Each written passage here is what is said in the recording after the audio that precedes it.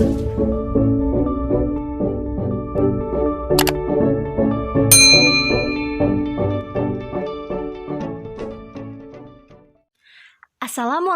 warahmatullahi wabarakatuh. Selamat pagi anak-anak, apa kabar hari ini? Semoga kalian selalu sehat walafiat. Hari ini kita bertemu kembali bersama Ibu di pembelajaran tema 1, subtema 1 pembelajaran kelima. Tujuan pembelajaran hari ini yaitu dengan mengamati gambar, siswa dapat mengetahui ciri-ciri hewan vertebrata dan avertebrata. Kemudian, dengan membaca, siswa dapat menentukan ide pokok dari masing-masing paragraf dengan tanggung jawab. Silahkan disimak ya videonya anak-anak. Ibu mempunyai gambar.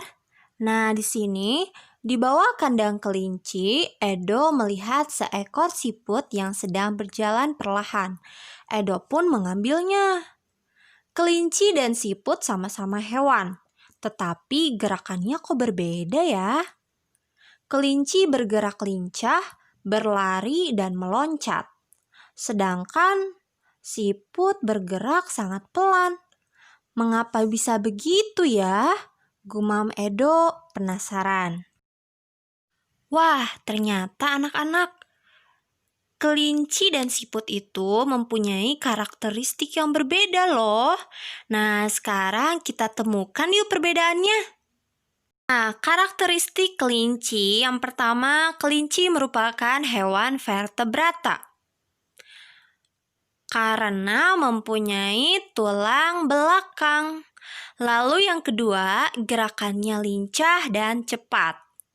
Yang ketiga, berpindah tempat dengan berlari, berjalan, dan meloncat. Sedangkan karakteristik siput itu yang pertama merupakan hewan avertebrata. Kenapa ya anak-anak siput disebut hewan avertebrata? Ya, karena siput tidak memiliki tulang belakang, makanya disebut hewan avertebrata. Yang kedua, gerakannya lambat. Dan yang ketiga, berpindah tempat seolah-olah merayap. Pada pembelajaran sebelumnya, kamu telah mengetahui bahwa kelinci termasuk hewan vertebrata. Lalu bagaimana dengan siput? Ya, siput merupakan hewan avertebrata. Hewan avertebrata itu merupakan hewan yang tidak memiliki tulang belakang. Adapun ciri-ciri hewan avertebrata lainnya antara lain, biasanya susunan syarafnya berada di perut, memiliki rangka luar, dan otaknya tidak terlindungi oleh rangka. Contoh hewan avertebrata adalah siput, serangga, cacing, ubur-ubur, cumi-cumi, dan lain-lainnya. Anak-anak, ayo kita membaca. Judulnya Siput Bukanlah Hewan Lemah. Siput menurut sebagian orang dianggap sebagai hewan yang lamban dan menjijikan. Bahkan karena gerakannya yang lamban, tidak jarang orang membanding-bandingkannya dengan kelinci. Siput juga dianggap menjijikan karena tubuhnya yang penuh dengan lendir. Sebenarnya siput memiliki kelebihan dan keistimewaan. Kelebihan dan keistimewaan siput ini merupakan karunia Tuhan yang tidak dimiliki oleh hewan-hewan lain. Apa saja kelebihan dan keistimewaan tersebut? Siput merupakan hewan yang berjasa dalam penguraian serpihan daun-daunan. Kenapa berjasa? Karena siput memakan daun-daunan dan menjadikannya bagian-bagian yang kecil atau serpihan sehingga mudah untuk diuraikan oleh bakteri pengurai. Jika benda-benda yang besar seperti daun berubah menjadi serpihan dan diuraikan, akan bermanfaat bagi kelestarian lingkungan sekitar siput berada. Hasil penguraian yang diawali oleh siput itu akan berfungsi menjadi pupuk alami sehingga tanah pun menjadi subur. Siput adalah sang pengembara yang mandiri. Meskipun siput berjalan lamban, namun siput memiliki stamina yang sangat bagus. Daerah pengembaraan siput pun sangat luas. Pengembaraan siput dimulai sejak siput menetas. Setelah menetas, siput langsung mandiri. Siput tidak lagi terikat dan bergantung pada induknya. Siput memiliki pertahanan diri yang baik dalam beradaptasi dengan lingkungan dan mempertahankan diri dari serangan predator. Meskipun tubuhnya lunak, namun tubuh siput memiliki lendir. Lendir ini berfungsi sebagai minyak pelumas dan pelindung bagi tubuhnya ketika berjalan di permukaan. Jalan sekasar apapun dan seterjal apapun akan mudah dilalui tanpa tubuhnya terluka. Selain itu, siput juga dikaruniai Tuhan dengan cangkang. Cangkang ini berfungsi sebagai rumah yang memberikan kenyamanan dan keamanan bagi tubuhnya.